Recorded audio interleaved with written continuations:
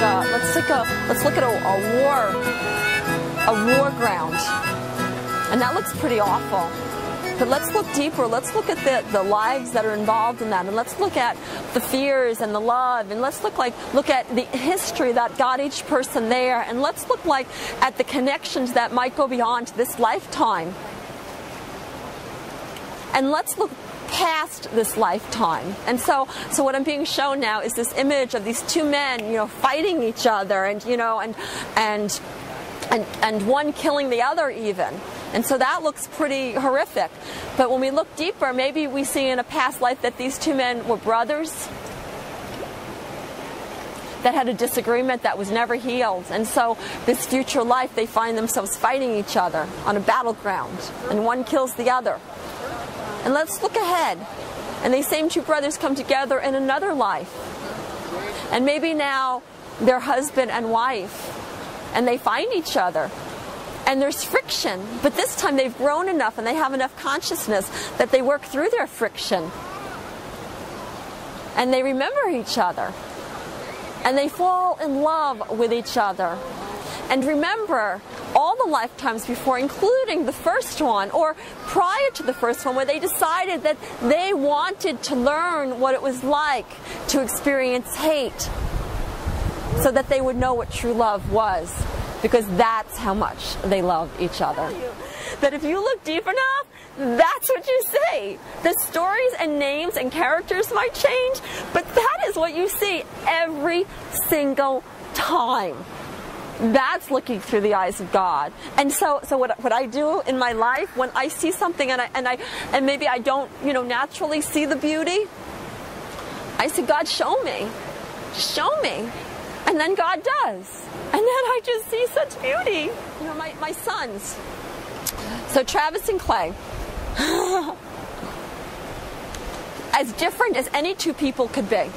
And raising them when they were younger, truly the hardest thing that I ever did. I'm telling you, I've done a lot of hard things. This was hard because they did not get along. And Travis was older and bigger, and would just not be very nice to Clay, but he would do it really sneaky, so I couldn't catch him, and and this was going on for years, and it affected the whole household. It of course affected Clay and Travis and everybody else in the household. And I knew that my punishing Travis or Clay when he retaliated or started something wasn't going to work. And of course sometimes I did, but for the most part what I did was I just kept talking. And I just kept talking to him about how he's responsible, how he has the choice to make it different, how his actions create this reaction and create that. And I just kept talking about it, not in a way that I was judging him or being critical of him, just by way of showing him the bigger picture. And year after year, it wasn't getting any better. It was not getting any better. And then last year, when he was 14, so it wasn't even a year ago, maybe it was about 9 months ago, one day something changed, and something's different here. And I'll never forget, I was sitting in the den with Clay, and Travis came upstairs and said, Clay, would it be okay if I used your computer in your room? And Clay said, of course, Travis, thanks for asking. Whose children are these? Am I in an alternate reality? Because normally what would happen is Travis would take and do what he wanted, and Clay would feel violated, and they would get into a fight, and it would be awful. And so there was no doubt that something had changed. And so I went to Travis a few days later, and I said, Travis, what's going on? What happened? And he laughed, and he said, I was wondering when somebody would notice. I said, what do you mean? And he said, I just got tired of it. I just got tired of fighting with Clay. I just got tired of that energy and always being at war. And I decided that I was going to treat him right. I decided that I was going to treat him not just like a brother that I loved, but I was going to treat him like a friend that I liked. And I made that commitment, and I changed everything. He said, I didn't tell Clay. I just did it.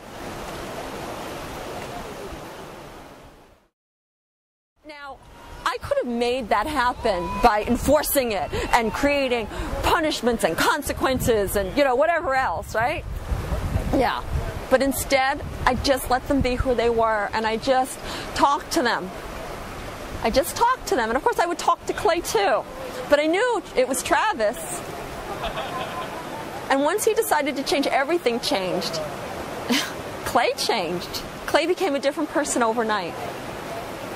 And I went to Clay and I said, Clay, you know, all those times that you thought that I should have, you know, really done something and, you know, killed Travis, for example, or at least given him up for adoption, you know, all those times, I said, I'm sorry. I am so sorry. And he looked at me and he said, that's okay, Mom. I get it now. I get it. Just now you've recognized that a second-hand God is just mirrors and lies. You cried out in the night, fears and tears and endless frights. I held your hand, you set you free. It's not hard.